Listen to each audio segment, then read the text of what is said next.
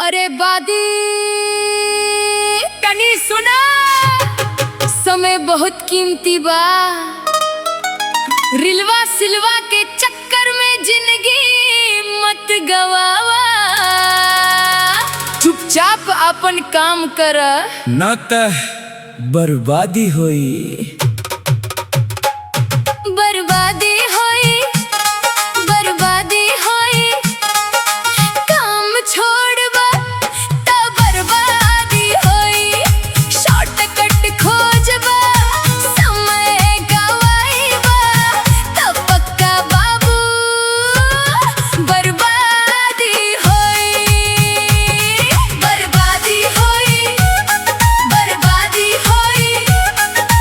मेहनत छोड़बा त बर्बादी होई।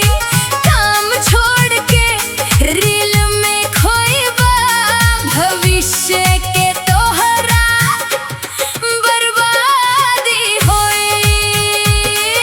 किताब खुलत ही नींद सतावे, मोबाइल में भिनसार होई। रीलवा देखत देखत बाबू ना जाने कब बेरा पार होई। रील गेम चैटिंग सेटिंग ध्यान भटकावे हजार बा।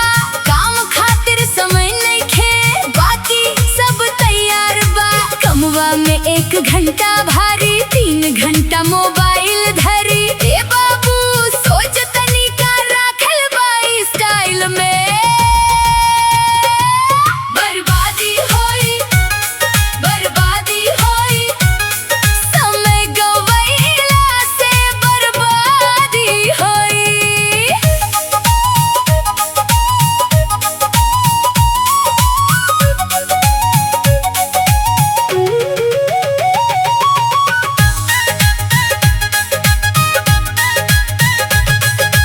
रातों रात सफलता चाही, मेहनत करे के मन नइखे।